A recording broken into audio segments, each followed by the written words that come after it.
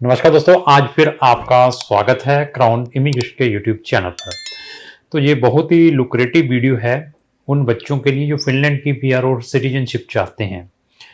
तो how to get the permanent residency of Finland after study, उसके बारे में हमारी ये डिस्कशन रहेगी। आप फिनलैंड की पीआर और सिटीजनशिप कैसे ले सकते हैं आफ्टर स्टडी। इसको स्टार्ट करने से पहले मैं बता दूं, कोई भी बच्चा न्यूजीलैंड, ऑस्ट्रेलिया में जाता है, या मैं यूके की बात करूं या यूएसए की बात करूं, चाहे मैं कनाडा की बात करूं, तो वहां पर भी नंबर ऑफ ईयर्स लगते हैं। किसी ने पीआर लेनी है, स्टडी के बाद वर्क परमिट ढूंढना पड़ता है, वर्क परमिट के बाद उसके पॉइंट बनने चाहिए, देन आपको वहां की पीआर मिलती है। कुछ कंट्री में ऐसा है। ऑस्ट्रेलिया और न्यूजीलैंड जैसी कंट्री में लोगों के 7-7, 8-8 साल लग जाते हैं, पीआर नहीं मिल पाती। वो उस लेवल तक की जॉब नहीं फाइंड कर पाते, या उस लेवल तक की सैलरीज नहीं ले पाते, तब उनको पीआर नहीं मिलती। तो यूके जैसी कंट्री में पीआर लेना तो वैसे ही बड़ा डिफिकल्ट है। तो ये मेरी वीडियो बनाने का मकसद ये नहीं है I am motivating to the students. जो मैं फैक्ट बता रहा हूं, जो मैं ये इंफॉर्मेशन दे रहा हूं, मैंने वेबसाइट से ली हुई है, लेकिन इसको आपने क्रॉस चेक जरूर करना है गूगल के ऊपर डालकर। चाहे वो फिनलैंड है, चाहे किसी भी कंट्री के ऊपर कोई भी पर्सन इंफॉर्मेशन प्रोवाइड करता है, तो हमारी ऑलवेज कोशिश रहती है कि हम कंक्रीट इंफॉर्मेशन प्रोवाइड करें, मैक्सिमम से मैक्सिमम ट्रुथ बताने की कोशिश करें। मे भी कोई चीज आगे पीछे हो सकती है, कोई चीज मुझसे छूट भी सकती है। अगर इसमें से जो भी मैं इंफॉर्मेशन बता रहा हूं, अगर उसमें से कोई चीज मिसिंग है तो कमेंट्स बॉक्स में जरूर छोड़ें, ताकि जो हमारी इस वीडियो को वॉच कर रहे हैं वो हमारे कमेंट्स, आपके कमेंट्स देखकर और बेनिफिट ले सकें। तो ऐसा है कि फिनलैंड में crown immigration number of students को भेजती है, नॉट इन फिनलैंड। फिनलैंड के अलावा भी मेरे पास शेंगन की 29 कंट्रीज हैं, और बहुत सारी कंट्रीज में हम स्टूडेंट्स को भेजते हैं। 100 कंट्रीज का मेरे पास नॉलेज है। यहां पर हम स्टूडेंट्स को पढ़ने के लिए भेजते हैं आफ्टर चेकिंग द प्रोफाइल। तो असेसमेंट बहुत इंपॉर्टेंट है, और आपके अंदर पेशेंस बहुत इंपॉर्टेंट है। अगर तो आप पहले ही इम्पेशेंस हैं, तो मैं यहीं से उनको नमन करूंगा कि वो हमें कॉन्टेक्ट ही ना करें, वो किसी और कंसल्टेंट से अपना काम करवाने की कोशिश करें। पेशेंस हैं, हमारे साथ जुड़े हैं, तो आपको 90% रिजल्ट जरूर मिलेंगे। 10% क्या है कि admissions, we are not the universities, we are not the embassies, but हमारी किसी के भी टुवर्ड्स बैड इंटेंशन नहीं है। चाहे किसी का काम हुआ है, चाहे नहीं भी हुआ है। समटाइम्स ये तो है नहीं कि मैं 100 में से सब 100 का ही काम होता है। जिनका काम नहीं भी हुआ है वो भी हमारी प्रेजिंग ही करके गए हैं। उनको मालूम है कि इन्होंने सर्विस प्रॉपर दी है। इवन आफ्टर दैट भी नहीं होने के बावजूद भी उनके फिर काम हमने डिफरेंट कंट्रीज में करवाए हैं, अगर उनके पास पेशेंस है। तो this is very lucrative video है। जो बच्चे फिनलैंड चले गए हुए हैं, जो जाना चाहते हैं, तो इवन अगर फिनलैंड में आप जाना चाहते हैं तो हमारी 2 डेडिकेटेड प्ले लिस्टें हैं, स्टडी इन फिनलैंड और even success stories of Finland. तो अगर आप ये दोनों प्लेलिस्टें फ्री ऑफ कॉस्ट वॉच कर लेते हैं, तो आपको कोई भी पर्सन चीट नहीं कर पाएगा अगर आपने फिनलैंड में जाना है। तो उन वीडियोस को देखने के बाद आप फिनलैंड में बिल्कुल नॉमिनल से नॉमिनल फीस देकर जा सकते हैं। तो उन दोनों के लिंक मैंने डिस्क्रिप्शन बॉक्स में लगाए हैं, वहां जाकर आप जरूर चेक करें। तो ये वर्ल्ड की एक ऐसी कंट्री है, ये देखिए कि यहां पर कोई भी पॉइंट बेस्ड सिस्टम नहीं है। तो मैक्सिमम कंट्रीज में, जो फर्स्ट वर्ल्ड कंट्रीज में, यूएस जैसी कंट्री की बात करूं, चलो यूएस, कनाडा जैसी, ऑस्ट्रेलिया, न्यूजीलैंड जैसी कंट्री की बात करूं, तो वहां पर हमें पॉइंट्स लेने पड़ते हैं डिफरेंट एट्रीब्यूट से। तो यहां पर क्या है कि फिनलैंड गवर्नमेंट ने अपनी वेबसाइट पर लिखा हुआ है कि कोई भी बच्चा हमारे पास स्टूडेंट वीजा पर आता है तो उसका स्टूडेंट जो पीरियड है वो भी कंसिडर किया जाएगा उसकी पीआर के ऊपर, पीआर के लिए। तो अभी ऐसा है कि फिनलैंड के अंदर 3 टाइप की रेजिडेंसी परमिट है। तो वो कौन कौन से हैं? ए टाइप रेजिडेंसी। ए टाइप मतलब कंटिन्यू रेजिडेंसी, मींस आपका अगर कोई भी परमिट ए टाइप का है फिनलैंड का, चाहे स्टूडेंट का है चाहे किसी और भी कैटेगरी का है, तो that period will be counted for your permanent residency. तो दूसरी टाइप उनकी जो रेजिडेंसी परमिट है वो बी टाइप है। बी टाइप को टेम्पररी रेजिडेंसी परमिट कहते हैं। मैंने कंटिन्यू भी बता दिया। जो टेम्पररी के ड्रॉबैक्स बहुत है। टेम्पररी रेजिडेंसीज के बारे में मैंने बहुत सारी वीडियोस में भी बताया हुआ है ऑलरेडी। उनको भी देखना है तो हमारे उसमें जाकर डिस्क्रिप्शन बॉक्स में जाकर उनको भी आप वॉच कर सकते हैं कि जो लोग पीजी डिप्लोमा में जाते हैं उनको टेम्पररी मिलता है, उसके क्या ड्रॉबैक्स हैं। तो इसमें भी मैं थोड़ा सा टच करूंगा कि उनका जो स्टडी पीरियड है वो हाफ काउंट किया जाएगा। मींस अगर आप को ए टाइप रेजिडेंसी मिली है, 3 साल की बैचलर करने के लिए गए हैं, तो आप ये 3 साल पीआर में काउंट हो गए। तो अगर आप वहां पर बी रेजिडेंसी पर गए हुए हैं, 2 साल की स्टडी या 1 साल की बी रेजिडेंसी मिली है, तो आपका सिर्फ हाफ पीरियड ही परमानेंट रेजिडेंसी के लिए काउंट होगा। दिस इज द ड्रॉबैक, तो इनको भी देखना है। तो थर्ड उनके पास क्या है, P residency. P means permanent residency. तो जिनके पास ए टाइप रेजिडेंसी है, ए मींस कंटिन्यू रेजिडेंसी, उसके बाद फिर स्टूडेंट को परमानेंट रेजिडेंसी मिलती है फिनलैंड की। तो उसकी कंडीशंस क्या है? कंडीशंस क्या है?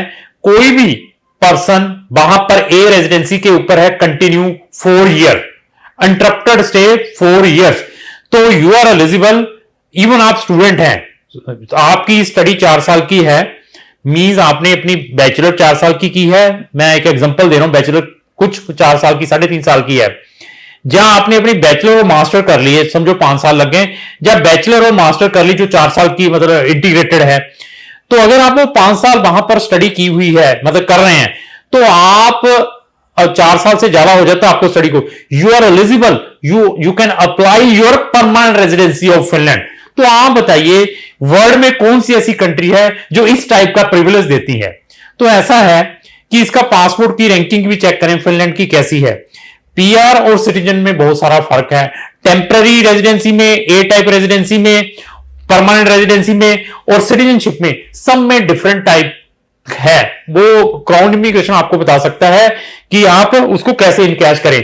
तो आप ये देखिए कि अगर आप एक पढ़े लिखे स्टूडेंट हैं और जो सेकंड स्ट्रॉन्गेस्ट पासपोर्ट है फिनलैंड का, आपके पेरेंट्स बहुत सीरियस है टुवर्ड्स योर स्टडी कि हम अपने बच्चे को उस कंट्री में भेजना चाहते हैं जो कि स्टडी के बाद बच्चे को परमानेंट रेजिडेंसी दे दे। पीआर बच्चे ढूंढते हैं, तो वी आर रिकमेंडिंग कि आप फिनलैंड की ओर तवज्जो कर लें। जो बच्चे बैचलर 12th के बाद वहां पर मास्टर तक करना चाहते हैं, तो उनको बैचलर भी हो जाएगी, आपकी मास्टर भी हो जाएगी, साथ में आपको पीआर भी मिल जाएगी। तो बताइए ऐसी कौन सी कंट्री है? और इवन आपको डिफरेंट टाइप के स्कॉलरशिप भी प्रोवाइड करते हैं। तो क्या कनाडा में आपको स्कॉलरशिप मिलेगा? तो फिनलैंड के अंदर आपकी जो फीस भी है वो कितनी है? एक सेमेस्टर की फीस अगर आप फुल भी पे करते हैं कि आपको कहीं स्कॉलरशिप नहीं मिलता, तो 4000 से 4500 यूरो की है। 4000 से लेकर 4500 यूरो की, मतलब 4 लाख की फीस है 6 महीने की। तो अगर आपको कोई भी स्कॉलरशिप नहीं मिलता, आप वहां पर मास्टर डिग्री करते हैं, तो 5 साल की फीस के बाद आपको पीआर भी मिल रही है। तो बट वहां पर 70 से 80% जो यूनिवर्सिटीज हैं आपको अर्ली बर्ड डिस्काउंट देती है, आपको स्टडी की प्रोग्रेस के ऊपर स्कॉलरशिप प्रोवाइड करती हैं, तो वो भी स्कॉलरशिप मिलने के आपको चांसेस हैं। मीन जो लकी स्टूडेंट है वो जो अपनी स्टडी जितने का बजट है, अगर उसका बजट 40 लाख का बनता है मास्टर तक या 30 लाख का बनता है, वो 50% में भी हो सकती है, डिपेंड है अगर वो उसको वहां पर स्कॉलरशिप भी मिल जाए। तो इवन तो ऐसे पीआर के प्रिविलेज है। पीआर में अप्लाई करने के बाद, ये तो मैंने आपको अनइंटरप्टेड स्टे बताई है, और भी इससे थोड़ी सी चीजें आपने माइंड में रखनी है। आपके अगेंस्ट कोई भी क्रिमिनल केस नहीं होना चाहिए जब आप फिनलैंड में चले जाते हैं, चाहे वहां पर स्टडी कर रहे हैं, चाहे कुछ भी कर रहे हैं। जब आपने पीआर अप्लाई करनी है तो you should not have any criminal case against you. This is the second condition. Third condition क्या है? That is very important. तो ऐसा है कि आप किसी भी फाइनेंशियल इंस्टीट्यूशन से कोई डिफॉल्टर नहीं होने चाहिए। स्टूडेंट्स मैक्सिमम क्या करते हैं फॉरेन कंट्री में जाने के बाद, they will take the loan from the banks, क्योंकि फॉरेन के बैंक्स स्टूडेंट को इजीली लोन दे देते हैं कि ये पढ़ने के लिए आया है, इसके पैसे भी बैंक में पड़े हुए हैं, तो बाद में वो डिफॉल्टर हो जाते हैं। इवन जो केला है, जो आपको वहां का एक क्या कहते हैं टैक्स नंबर मिलता है, अगर कोई आप जॉब वहां पर कर रहे हैं, जहां नहीं भी कर रहे हैं, जॉब की कोई रिक्वायरमेंट नहीं है, मैंने फिर बताया कंटिन्यू रेजिडेंसी में जिसको स्टूडेंट है अगर कर रहे हैं, और उस जॉब के ऊपर आपको कोई सैलरी मिल रही है, ठीक है, सैलरी के बाद आपकी कोई एलिजिबिलिटी बनती है कि आप कुछ क्लेम कर पाए वहां की गवर्नमेंट से, वो क्लेम ना लेने की कोशिश करें, जिसको कहते हैं सोशल सिक्योरिटी फंड्स, वो अवॉइड करें till the take the citizenship, PR और सिटीजनशिप।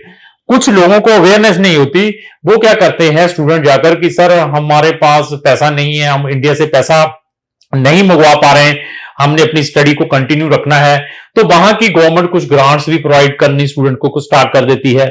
तो ऐसे स्टूडेंट्स को पीआर और सिटीजनशिप मिलना बड़ा डिफिकल्ट रहता है। इन चीजों को भी माइंड में रखना है।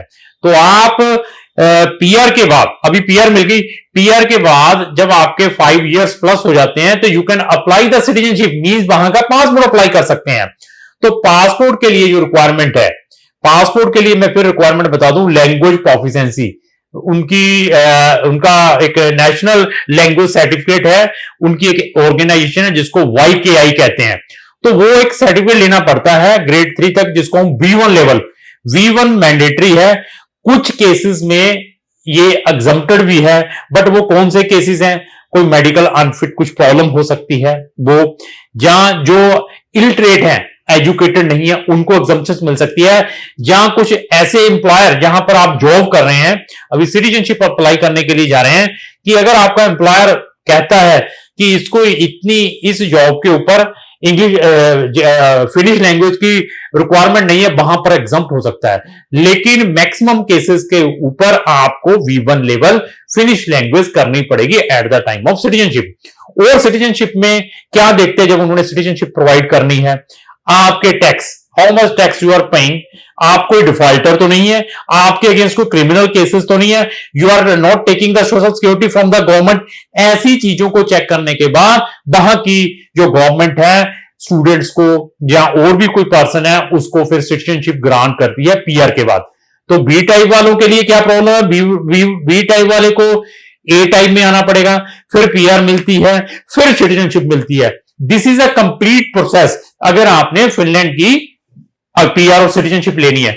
अभी मैंने मीठी मीठी बातें तो कर दी है, अभी मेरी मीठी मीठी बातें करने से पहले अपनी रिसर्च जरूर करें। ये नहीं है कि मैंने मीठी मीठी बातें कर दी है, चलो अभी फिनलैंड की ओर धड़ाधड़ स्टार्ट करें जाने के लिए। इसको क्रॉस चेक भी करें गूगल के ऊपर, उनकी वेबसाइट के ऊपर भी चेक करें, बेनिफिट जरूर चेक करें फिनलैंड के। मैं फिर बता दूं, एजुकेशन में नंबर 1 है, वहां पर क्यूएस वर्ल्ड रैंकिंग यूनिवर्सिटीज हैं, और इवन इकोनॉमिकल भी है। अगर आप कनाडा, ऑस्ट्रेलिया, न्यूजीलैंड, यूएस जैसी कंट्री, यूके जैसी से कंपेयर करते हैं, और ड्यूरिंग द स्टडी जिन्होंने मास्टर का टारगेट है उनके लिए तो इस जैसी कोई चीज मिलेगी नहीं, जो कहते हैं कि ठीक है यार स्टडी के साथ साथ हमें का टाइम भी काउंट हो रहा है। तो ये सारी चीजें आपने चेक करनी है। क्राउन इमिग्रेशन के पास क्या बेनिफिट है, हम आपको ऑलवेज फैक्ट बताएंगे। आप मेरे पास आएंगे, जैसे ये मैंने भी फैक्ट बताने की कोशिश की हमारी सारी वीडियोस में, कि आपको कौन से प्रोग्राम में जाने का बेनिफिट है वो बताएंगे, कहां पर आप इकोनॉमिकल से इकोनॉमिकल फीस लगाकर जाएं, और इसके अलावा क्या क्या चीजें करें, ये सारे फैक्ट बताएंगे। लोग बताते नहीं है, लोग धड़ाधड़ बच्चों को दे बी टाइप रेजिडेंसीज में जिनकी एलिजिबिलिटी है नहीं, बी टाइप रेजिडेंसीज में वो जाने की कोशिश करें। मैं फिर बता दिया, वो बच्चे जिनकी कहीं से भी एडमिशन नहीं आ पा रहा है, उनकी पता है कि अभी मुझे कहीं से एडमिशन आना ही नहीं है, तो they will take the B type residency of Finland, वहां पे पीजी डिप्लोमा में जाए। अगर आपकी एलिजिबिलिटी बैचलर में बन रही है, मास्टर में बन रही है, तो why not you are applying for that one. Patience जरूर रखें, इम्पेशेंस रहेंगे उसमें सबसे ज्यादा नुकसान आपका होगा, क्योंकि आप डेस्परेट है फॉरेन जाने के लिए। तो आपके डेस्परेट को बहुत सारे कंसल्टेंट फिर इनकैश करते हैं। तो रिसर्च जरूर करें, जैसे मैंने जो इंफॉर्मेटिव वीडियो आप तक लेकर आया हूं, क्या जिस कंसल्टेंट के पास आप जा रहे हैं उसकी वीडियोस को हमारी वीडियोस के साथ कंपेयर करें, और उसकी टर्म एंड कंडीशंस को 15,000 रुपए एडवांस में है हमारा, बाकी मैक्सिमम फीस जब बच्चे का रेजिडेंसी परमिट बच्चे के हाथ में आता है। फंड्स में कोई प्रॉब्लम है, वी आर असिस्टिंग की how to manage the fund for the purpose of residency permit, उसमें भी हम आपकी हेल्प करते हैं। कोई भी ओरिजिनल डॉक्यूमेंट नहीं लेते, रेजिडेंसी परमिट भी अप्रूवल के बाद आपके घर के एड्रेस पे आएगा, मेरे पास नहीं आएगा।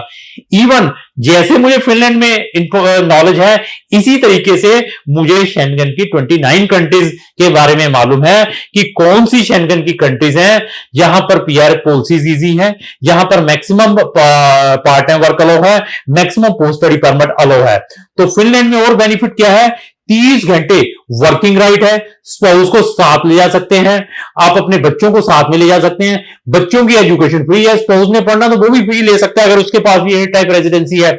ऐसे बेनिफिट कहां पे मिलेंगे, अभी आप बताइए। सोचिए, समझिए, देन टेक द डिसीजन। मीठी मीठी बातों को माइंड में लेकर चलना है। बर्फ बहुत पड़ती है, जॉब इजी नहीं है वहां पर, ये भी एक अपने माइंड में लेकर चलना है।